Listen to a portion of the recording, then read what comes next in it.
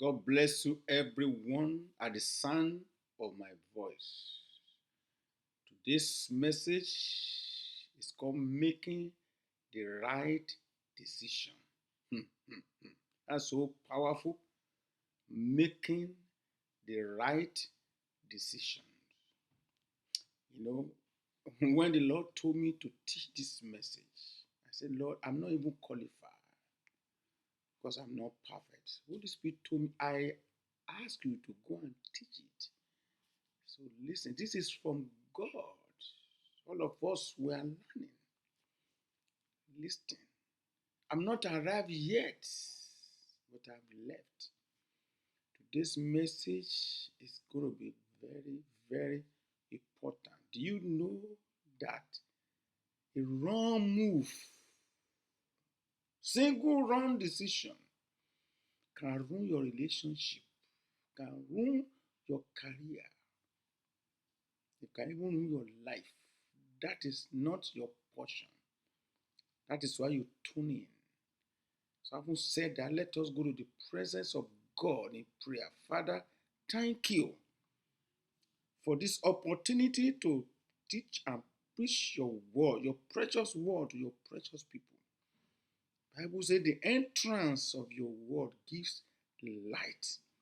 Light permeates every home, every nation right now. In the name of Jesus, Satan, your assignment over the people of God has been cancelled by the blood of Jesus.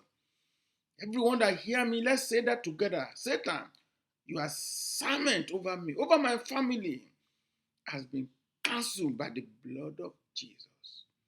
Amen and amen. Welcome to this message called Making the Right Decision. You know, when I was studying for this, I put on Making the Right Decisions. Listen, I googled that. There's over 1 million ways to make decision. Over 1 million way to make decision. Listen to me. Never underestimate the impact of a single decision. Never. I'm telling you, it's very important. One wrong move can ruin your relationship, can ruin your career, even your life. Wrong move. And that is not your portion. God Himself is decision maker. God make decision in the beginning. So I want to make man in my own image, so for them to dominate. Wrong move like Adam and Eve in the garden can ruin the whole life. Look at what is happening to the world today. Just because of wrong decision of Adam and Eve. I said it again. Never underestimate the impact of a single decision. It can ruin a relationship, career, and even life. It's very important to understand how to make the right decisions. Number one, listen to this. You need to know whom you are trying to please. If you want to make a decision, you need to know whom you are trying to please. Are you trying to please your flesh? Are you trying to please your friend? Or you are trying to please your heavenly Father? It's very, very important. You know what Bible says? Bible says in Romans chapter 14, Romans 14 verse 23b. Romans 14, 23b says, listen, it says, whatsoever is not of faith is sin. Any decision you don't make in faith is sin. That's what the Bible says. Praise God. It's very important. It's very important. As I said, I repeat again. To make decisions, you have to understand who are you trying to please. Are you trying to please your flesh, your friend, or your heavenly Father? Say, whatsoever is not of faith is sin. You base any decision on your flesh. You know, flesh consists of your soul, your mind, and your emotion. When you say flesh, doesn't mean this flesh, this skin. Your soul, your mind, your emotion. So based on your decision on that, it can ruin your family. It can ruin your friend. It can even ruin your relationship with your heavenly Father. If you base your decision, listen, on the flesh, three things will happen. Number one, you cave in to three things. Number one, you become a victim of criticism. Criticism, because you can't please people. You can't please your emotion. You can't please your mind. You're not here to please the crowd. You'll be a victim of criticism. Number one. Number two, you're going to be a victim of competition. Number three, you're going to be a victim of conflict. I'm going to narrow on one today. Part two of this message, I've talked about competition. But criticism is because you are concerned about what others will think of you. When you make your decision based on friends, on your emotion, on your mind, you'll be concerned about what others will think about you. You know what the Bible says? It says, seek ye the kingdom of God and his righteousness. Every other thing shall be added unto you. Suppose your friends say, let's go to party. And you are going to party all night on Saturday night. Then you won't be able to come to church in the morning on Sunday to worship God. You say, well, I don't want my friend to be angry. You tell your friend, I may go to a party with you, but it's a certain time. I'm leaving the party. I'm coming home because tomorrow morning I need to be in the house of fellowship. You put God first. You put God first. Or you get your paycheck. Do you remember God who give you strength to get well? You put God first. I'm telling you. Or you are dating, you want to marry. Do you tell your spouse that I have to put God first? Do you make decision, business decision, that will take you away from the word of God? Do you know that Jesus said, man shall not live by bread alone, but by every word that proceeded out of the mouth of God? Matthew 4:4. It didn't say you should not work. It didn't say man shall not live only by bread. No, you should work. But don't let your business decision take you away from the word of God. You know why? Because this word, listen, Psalm 119, Psalm 119, verse 130. Listen to what the Bible says. Psalm 119, verse 130 says, the entrance of the words give light. It gives understanding unto the simple. The word, when it comes to you, when you hear it in the fellowship, it builds your faith. The Bible says, faith cometh by hearing the word. Whatsoever is not of faith is of sin. It's a sin. Bible says the just live by faith. Faith is not a doctrine. It's a lifestyle. You hear the word of Jesus. Pay the price for you.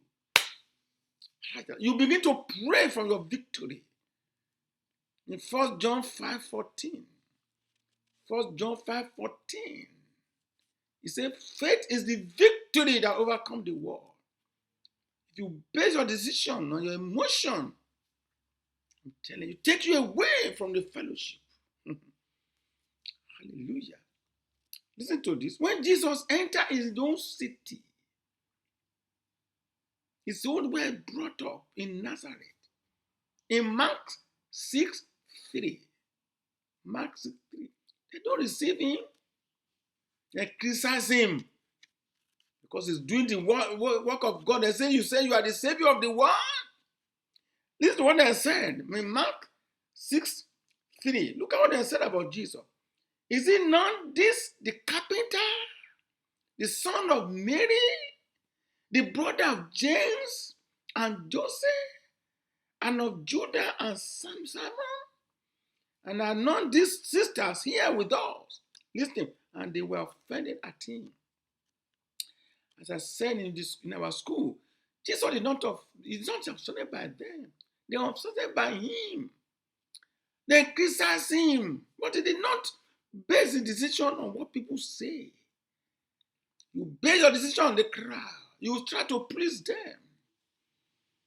Jesus just go away and to the next city to do the work of God. And you've been hard for the Lord before, praying, speaking tongues, cast out devil. But now, because of what people are telling you, you are hiding your faith.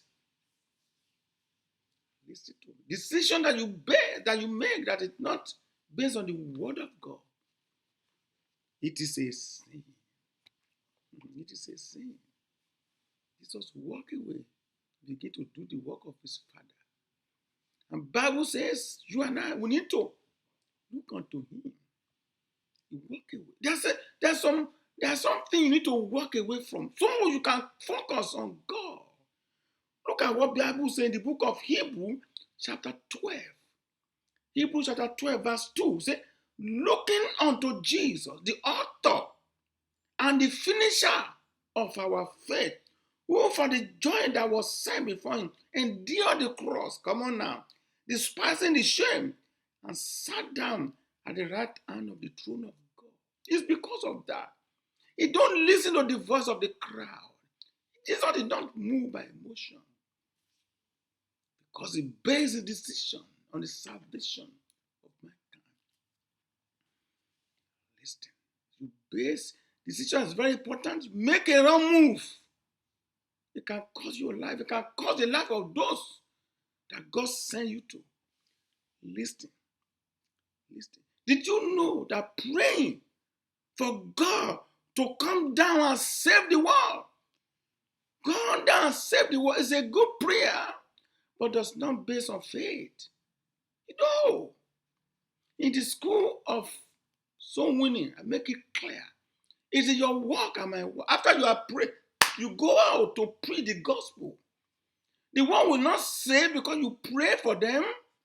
No, prayer is a preparation to go and pray, to go and preach the gospel.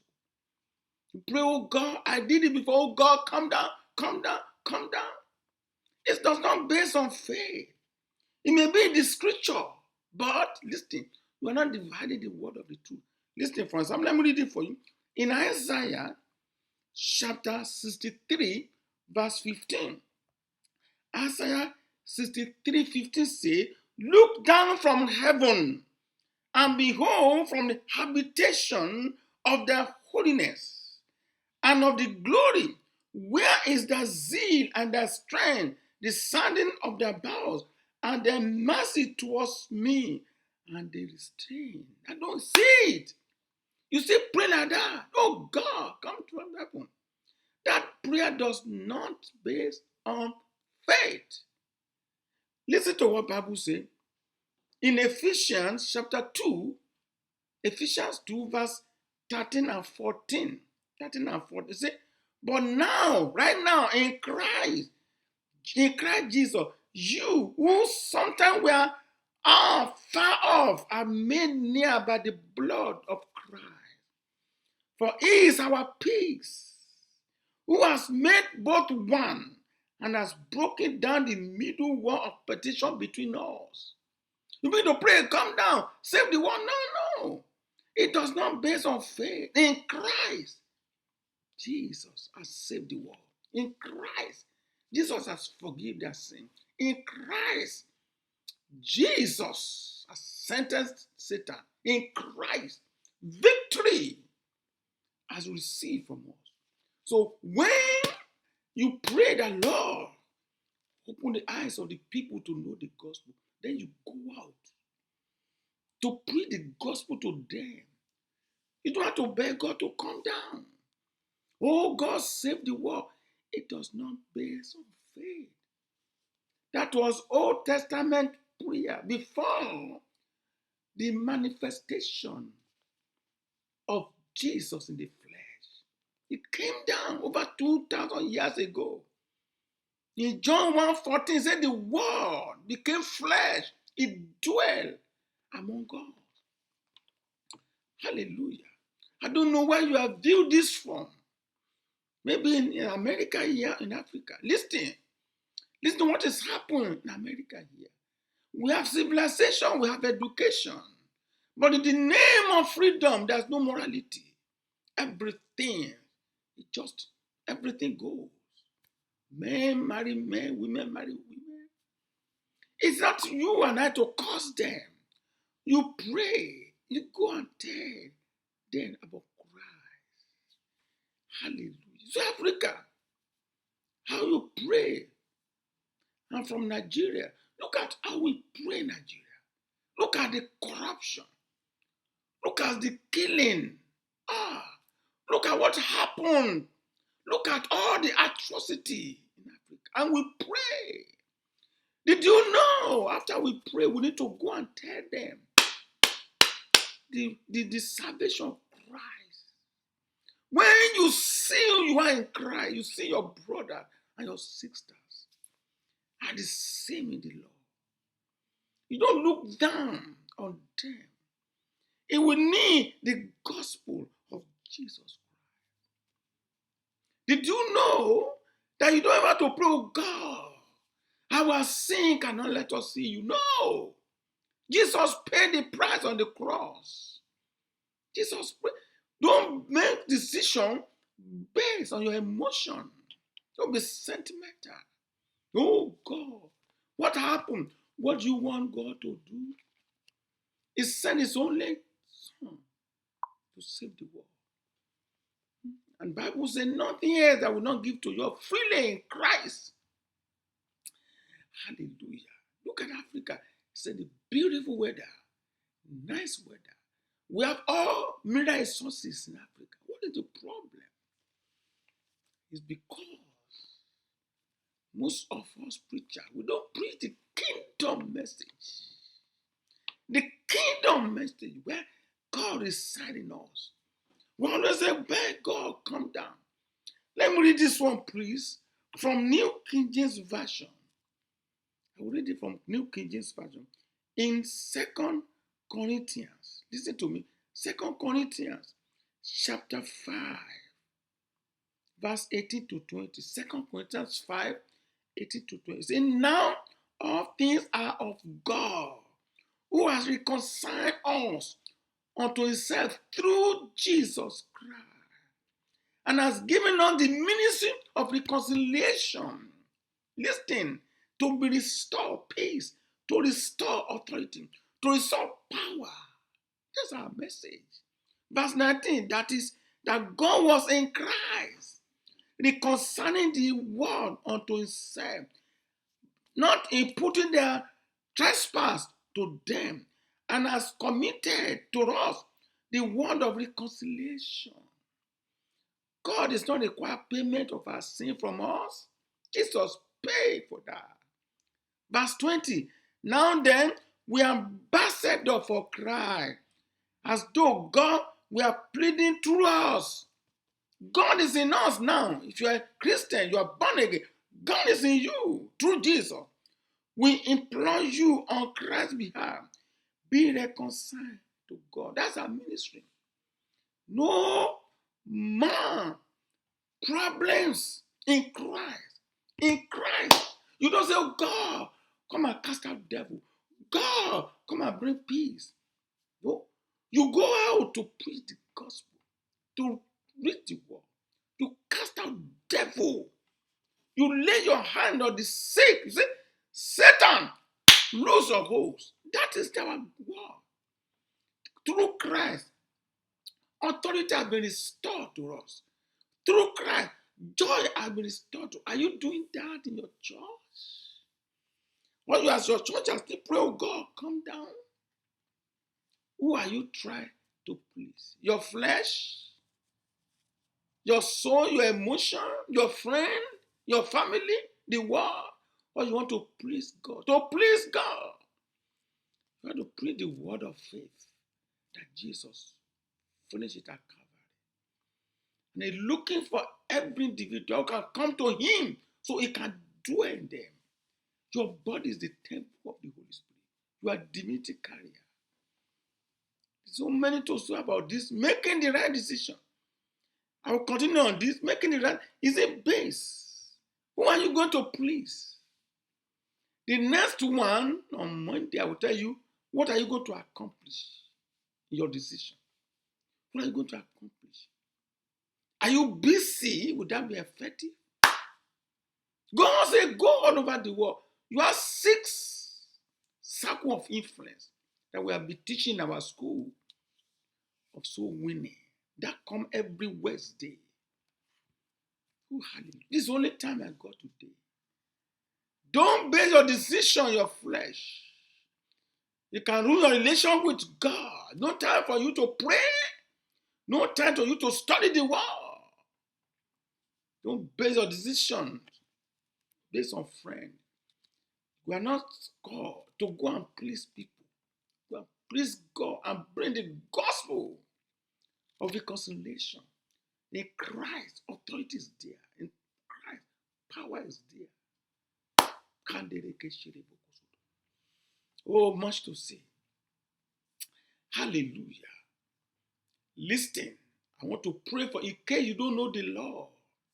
Say this word with you. Say, Lord Jesus, come into my life and be my Lord and my Savior.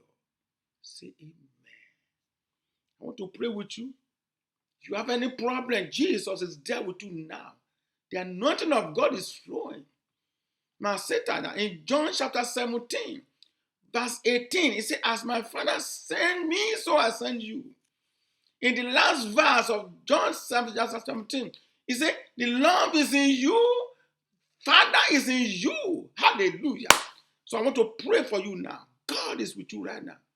I cast out demon, disease, confusion, indecision. I ban you, lose a host, and leave the body of Christ alone. You have no right to stay there.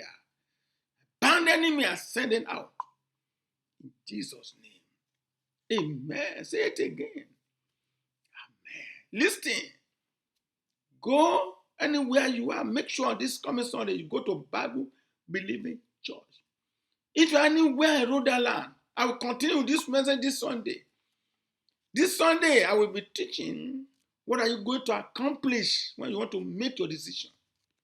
It will be powerful. I will continue this on Sunday and on Monday here on Facebook. The same time and the same hour on Facebook. Meet me on YouTube. I'm on YouTube too. Making the right decision. Wrong move can ruin your finance, can ruin your relationship, can even ruin your life. That is not your portion. In this series, I'll be telling you, precept for precept, how the Lord wants you to make a right decision in the spirit realm. You can be whom God has made you to be in Christ. Thank you. Make sure you share this in all your social platforms. Share it, let others hear this good news of making the right decision in Christ. See you again on Monday, the same time, the same place. Continue lesson 2. What you try to accomplish. God bless you until then. Remember, Jesus is love. Amen. And amen. Thank you, Jesus. Somebody say, thank you, Jesus. Hallelujah.